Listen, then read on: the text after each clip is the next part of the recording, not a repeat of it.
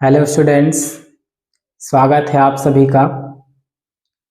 आज हम लोग देखेंगे डेविस का भौगोलिक चक्र। भौगोलिक चक्र अमेरिकी भूगोलवेत्ता विलियम मॉरिस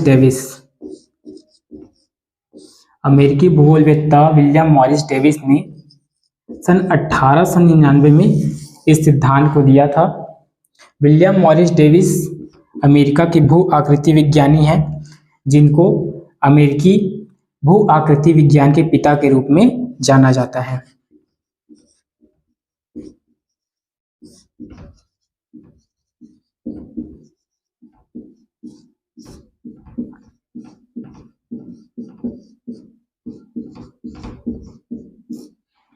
अमेरिकी भू आकृति विज्ञान के पिता के रूप में भी जाना जाता है। ठीक है, अब आइए हम लोग देखते हैं इनके द्वारा दिए गए भौगोलिक चक्र को।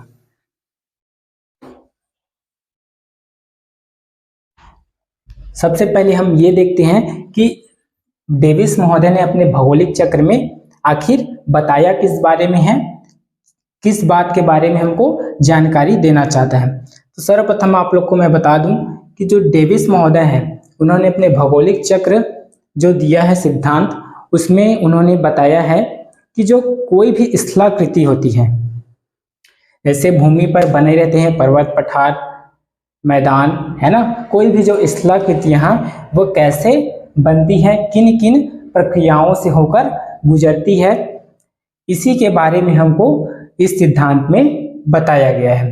किसके द्वारा?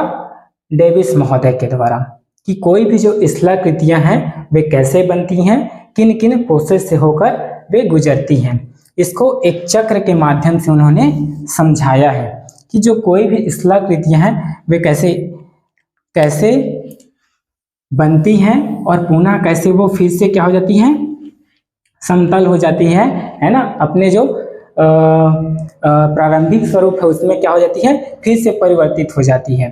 तो उसको एक चक्र के माध्यम से उन्होंने समझाया है, उसी को डेविस का भौगोलिक चक्र कहा जाता है।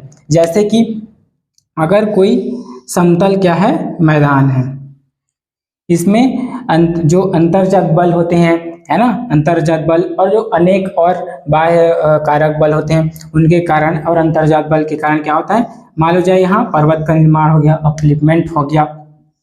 अब ये जो पर्वत का निर्माण हो गया, ये क्या पर्वत का निर्माण हो गया है, वो सब जो हो गया है वो वैसे के वैसे हमेशा रहेगा? नहीं रहेगा। क्यों? क्योंकि यहाँ से भी क्या हो रही है, अपर्दन की क्रियाएं हो रही है, निक्षेपण की क्रियाएं हो रही हैं, अनुच्छेदन की क्रियाएं हो रही हैं, है ना, अनेक क्या हो रहे हैं, प्रोसेस हमेशा क्या हो रही है, एक समय के अनुसार गतिशील है, जिससे क्या हो रही है, स्थलाकृतियों का निर्माण हो रहा है। ठीक है, इसी को एक चक्र के द्वारा समझाया गया है इस सिद्धांत में। तो सर्वप्रथम हम लोग देखेंगे कि इस सिद्धांत में डेविस ने कहा क्या है। तो डेविस महोदय इस सिद्धांत में कहते हैं कि कोई भी स्थलाकृति है वो 3 प्रक्रमों से, है ना, एक इनका वाक्य है, कथन है, नोट करिएगा, वेरी इंपॉर्टेंट कथन है कि भूदृश्य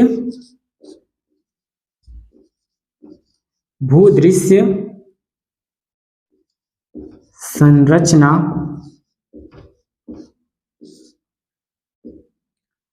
प्रक्रिया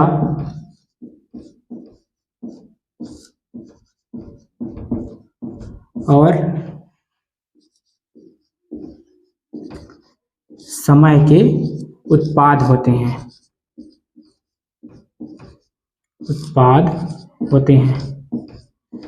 वेरी इंपॉर्टेंट कथन है, सभी नोट करेंगे, बार बार इसको पूछा जाता है एग्जामों में। ये जो कथन है इसको डेविस का त्रिकूट नियम भी कहा जाता है। डेविस का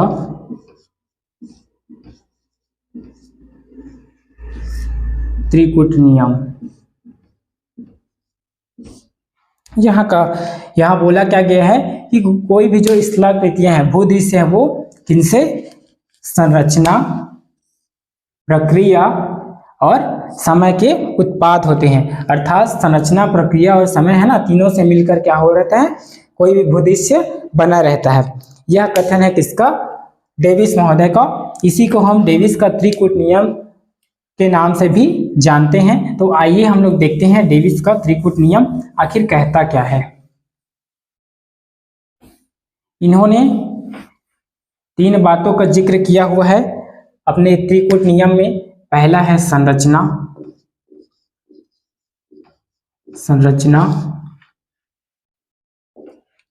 दूसरा है इसमें प्रक्रिया और तीसरा है समय।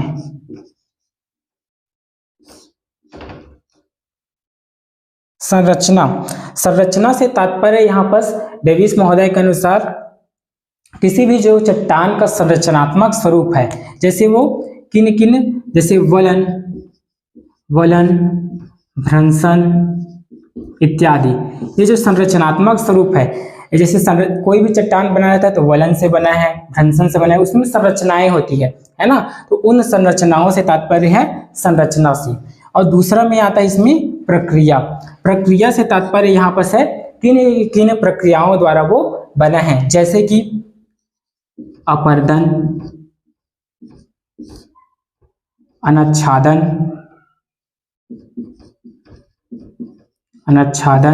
है ना, अपर्दन, अनच्छादन, निक्षेपण, ये सब क्या है, प्रक्रिया है। प्रक्रिया से तात्पर्य यही है कि कोई जो स्थलाकृति बनी है वो अपर्दन से बनी है, अनच्छादन से बनी है, निक्षेपण से बनी है, ये क्या है, उसके प्रक्रियाएं हैं। और तीसरा जो आती है वो है समय से तात्पर्य यह है यहाँ पर डेविस महोदय का कि कोई भी जो स्थलाकृति का निर्माण होता है वो क्या है, एक मतलब अचानक से कोई भी स्थलाकृति हमारे सामने प्रकट नहीं होता है, बल्कि वो क्या होता है, वर्षों का है ना, वर्षों का परिणाम होता है। वो क्या है, इवन धीरे धीरे एक प्रोसेस है ना। समय जो है बीतता जाता है और स्थलाकृतियों का निर्माण होते जाता है। उसी समय से आता है इस समय का, है ना। तो त्रिकूट नियम में संरचना, प्रक्रिया और समय, ये तीनों का मतलब है यहाँ पर। आगे अब हम लोग देखेंगे कि डेविस महोदय अपने जो भौगोलिक चक्र है ना बताया है उसमें क्या कहते हैं और क्या क्या बातें हमको और बताते हैं। जो डेविस महोदय हैं वे कहते हैं कि जो स्थलाकृतियां हैं, चाहे कोई भी स्थलाकृति हो, जैसे मनुष्य 3 चरणों से होकर गुजरता है, हमारा जीवन भी 3 चरणों से होकर गुजरता है, युवावस्था है ना, प्रौढ़ावस्था और वृद्धावस्था।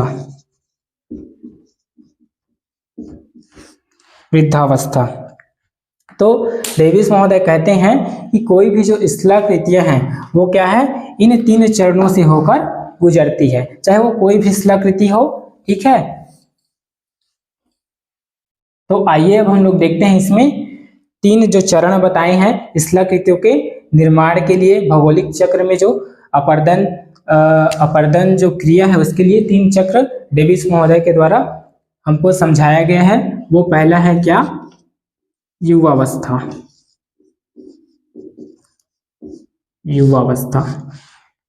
अब हम लोग चलते हैं अपने डायग्राम में और समझते हैं युवावस्था में क्या क्या घटनाएं घटित हो रही है।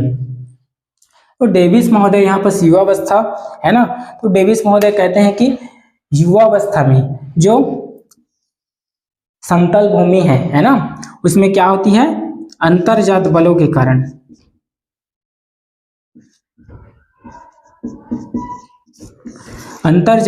कारण क्या होता है, वहां पर उत्थान होता है ना। अंतर्जात बलों के कारण क्या होता है, उत्थान होता है। उसी उत्थान को हम लोग देख रहे हैं कहाँ, डायग्राम में। युवावस्था देखिए है ना, यहाँ पर क्या है, उत्थान हो रहा है, पर्वतों का निर्माण हो रहा है, भूमि क्या हो रही है, भूमि का अपलिफ्टमेंट हो रहा है। किस कारण से हो रहा है, अंतर्जात बलों के कारण। तो जब अब हम लोग यहाँ से देखेंगे जो अपर्दनकारी युवावस्था है ना, तो अंतर्जात बलों के कारण यहाँ क्या हो रही है, उत्थान हुआ। मान लो जाए किसी पर्वत का निर्माण हो गया, किसी पर्वत का निर्माण हो गया,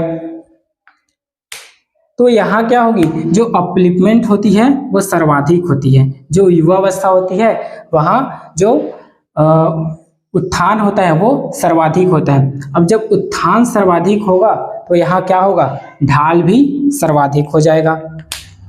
जितनी ऊंची अगर वो पर्वत है ना, तो क्या होगा, ढाल भी उतनी अधिक होगी। तो यहाँ क्या हो, आपको सीधा सीधा देखने को मिल रहा है, क्या है, ढाल एकदम सीधा खड़ा ढाल है। तो मान लो जाए यहाँ से कोई नदी गुजर रही है तो क्या होगा,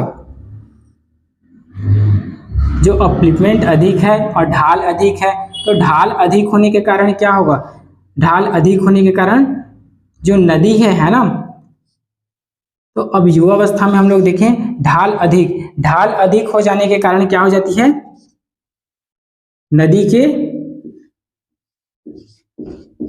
नदी का वेग बढ़ जाता है ना। नदी का वेग बढ़ जाता है तो नदी की परिवहन क्षमता बढ़ जाती है, परिवहन क्षमता बढ़ जाती है ना। नदी का वेग अधिक होता है तो नदी का क्या हो जाता है, गतिज ऊर्जा जो रहती है वो अधिक होती है, और गतिज ऊर्जा अधिक होने के कारण क्या हो जाती है, परिवहन क्षमता अधिक हो जाती है। परिवहन जब क्षमता अधिक होगी तब वो क्या होगी, बोल्डर्स को लेके आएगी, है ना। किसको लेके आएगी, अपने साथ बड़े बड़े बोल्डर्स को बहा कर लेकर आती है। और जब यही बोल्डर्स है ना, बड़े बड़े बोल्डर्स क्या होती हैं, नदी के वेग के कारण बहा कर लेकर आती है बड़े बड़े बोल्डरों को, है ना। तो इन्हीं बोल्डरों से क्या होती है, घाटी गर्तन की क्रिया होती है। क्या होती है, घाटी गर्तन की क्रिया होती है। घाटी गर्तन मतलब घाटियों का यहाँ पर क्या होता है, निर्माण होता है। इन बोल्डरों से जो जिस घाटी का निर्माण होता है ना, उसको क्या बोलते हैं, घाटी गर्तन, या इसी को एक और शब्द से जाना जाता है, part hole drilling. Part hole drilling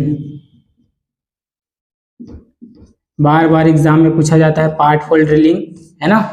तो पार्ट होल ड्रिलिंग क्या है, जो युवावस्था में नदी अपने द्वारा बड़े बड़े बोल्डर्स को क्या करती है, बहा कर लेकर आती है। उन्हीं बोल्डरों से क्या होती है, घाटी गर्तन की क्रिया होती है, जिसे हम क्या कहते हैं, पार्ट होल ड्रिलिंग कहते हैं, है ना। इस जो युवावस्था है इसमें घाटी, है ना, बड़े बड़े गार्ज, कैनियन, है ना, वी आकार की घाटी आदि सभी घाटियों का क्या होता है, निर्माण होता है। साथ ही साथ इसमें नदी का जो लंबाई है उसमें क्या होती है, बढ़ोतरी होती है। युवावस्था में नदी जो है अपनी लंबाई में क्या करती है, वृद्धि करती है। लंबाई में वृद्धि करती है, किसमें, युवावस्था में। ये हो गया आपका क्या, युवावस्था। अब हम लोग चलते हैं किसमें, दूसरी अवस्था में। दूसरी अवस्था क्या है इसमें, प्रौढ़ावस्था।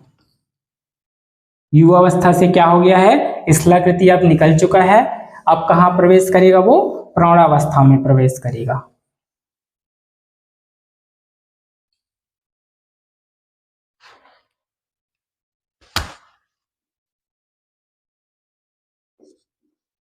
दूसरी अवस्था देखिए, दूसरी अवस्था है प्रौढ़ावस्था।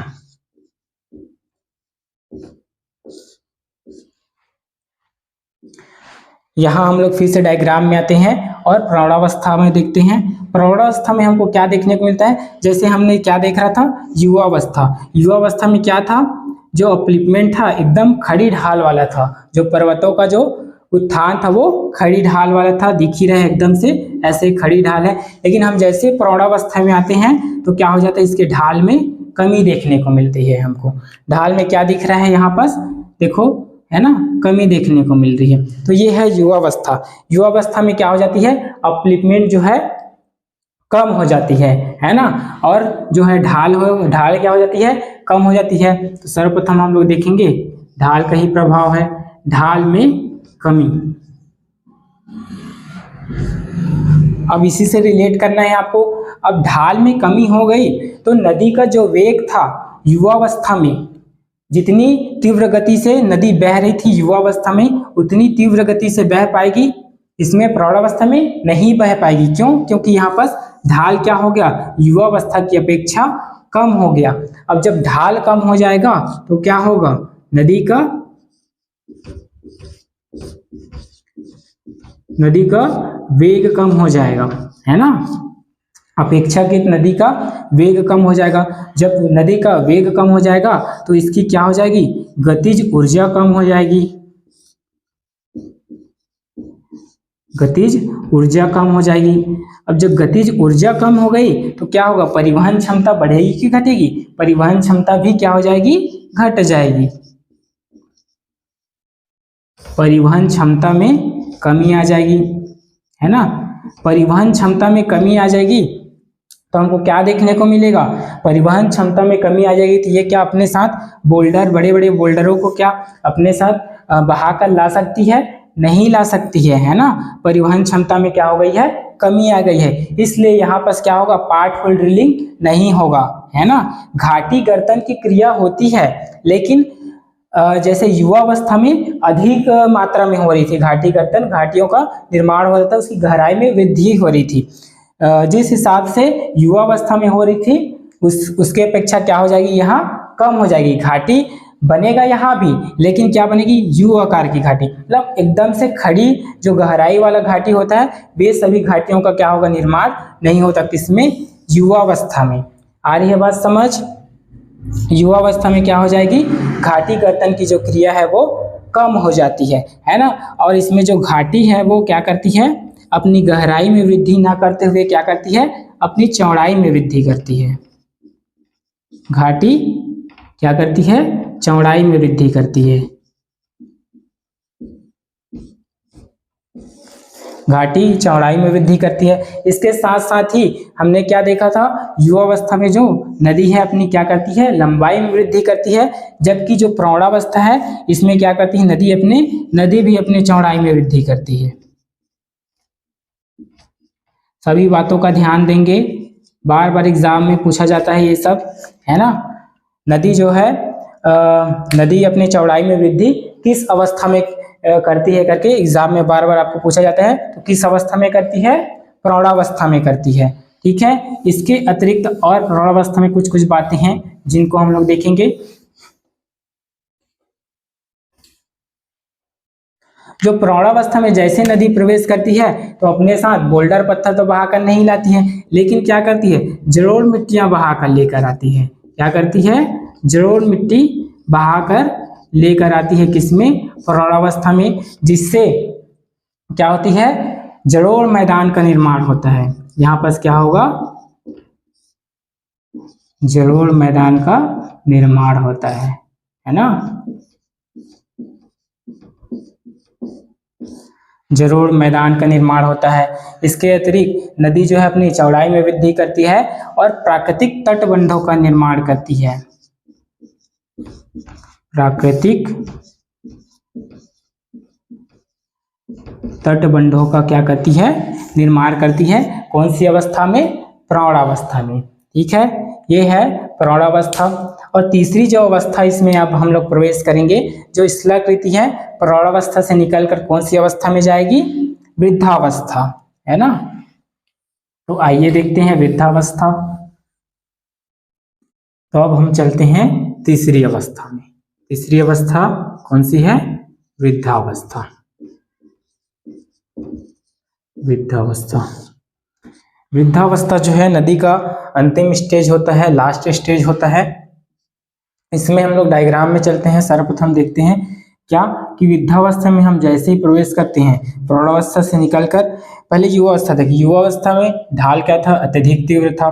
फिर प्रौढ़ावस्था में गए तो ढाल युवावस्था की अपेक्षा क्या हो गई, कम हो गई। लेकिन जब हम वृद्धावस्था में जाते हैं तो वृद्धावस्था में क्या हो जाती है, ढाल न्यूनतम हो जाती है, बहुत ही ज्यादा क्या हो जाती है, कम हो जाती है ढाल।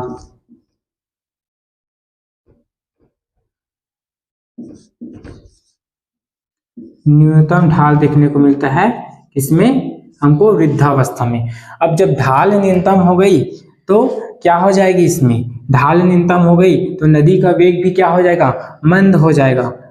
नदी क्या हो जाएगा, वेग क्या हो जाएगा, है ना, मंद वेग के साथ क्या करेगी, वो प्रवाह होगी नदी।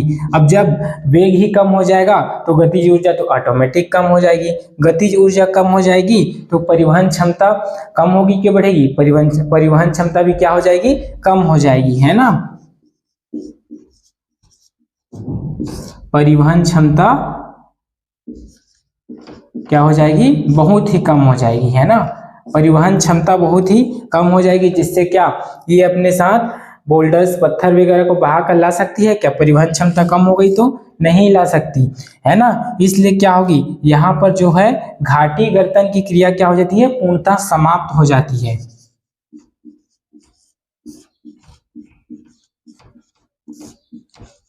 घाटी गर्तन की क्रिया क्या हो जाएगी, समाप्त हो जाएगी, है ना। वृद्धावस्था में नदी जो है घाटी का निर्माण नहीं करती है।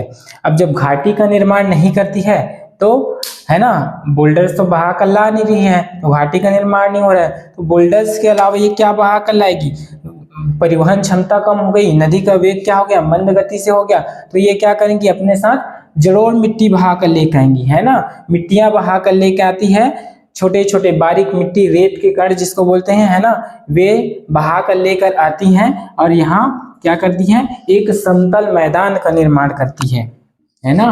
क्या,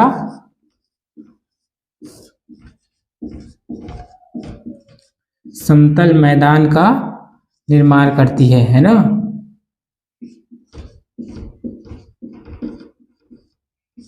समतल मैदान का निर्माण करती है। इसी समतल मैदान को संप्राय मैदान या डेविस ने पेनी प्लेन कहा है। क्या कहा है, इसी समतल मैदान को, जो नदी के वृद्धावस्था लास्ट अवस्था में, लास्ट स्थिति में जो मैदान का निर्माण होता है, उस मैदान को क्या कहा जाता है, संप्राय मैदान। संप्राय मैदान, या डेविस ने इसी को क्या कहा है, पेनी प्लेन। वेरी इंपॉर्टेंट है, नोट कर लीजिएगा पेनी प्लेन क्या है। डेविस ने इसी को नाम दिया है क्या, पेनी प्लेन। पेनी प्लेन बनने से पहले, संप्राय मैदान बनने से पहले हमको छोटे छोटे क्या, गुंबद नुमा संरचनाएं भी दिखाई देती है, और इसी गुंबद नुमा संरचना को डेविस ने क्या कहा है, मोनाडनाक कहा है। जो वृद्धावस्था में संप्राय मैदान से पूर्व छोटे छोटे गुंबद नुमा संरचनाएं दिखाई देती है हमको, उसको क्या बोला जाता है, मोनाडनाक बोला जाता है। वेरी इंपॉर्टेंट है ये भी, मोनाडनाक, है ना, नोट कर लीजिएगा आप सभी लोग। तो इस तरह होता है डेविस का जो है भौगोलिक चक्र पूर्ण। भौगोलिक चक्र में हमने देखा क्या, कि कोई भी स्थलाकृति क्या हो रही है, एक संप्राय मैदान से प्रारंभ हो रही है ना। यहाँ क्या है, संप्राय मैदान या समतल मैदान ही है। फिर क्या हुआ, अंतर्जात बलों के कारण क्या होता है, अपलिपमेंट होता है ना। अंतर्जात बलों के कारण क्या हो रहा है, भूमि का उत्थान हो रहा है, जिससे पर्वतों का, है ना, निर्माण हो रहा है। फिर धीरे धीरे क्या हो रहा है, फिर अपर्दन और अनेक क्रियाओं के द्वारा क्या हो रही है, ये समतल मैदान की ओर अग्रसर हो रहे हैं, और लास्ट वृद्धावस्था में आते आते क्या हो रही है, फिर से ये संप्राय मैदान या समतल मैदान में परिवर्तित हो जा रही है। मतलब कि जहां से स्टार्ट हुआ वहां फिर से हम लोग क्या हो गए, पहुंच गए। इसी को क्या बोला है, चक्र के माध्यम से बताया हुआ है, यही है भौगोलिक चक्र। ये आपका पूर्ण होता है डेविस का भौगोलिक चक्र।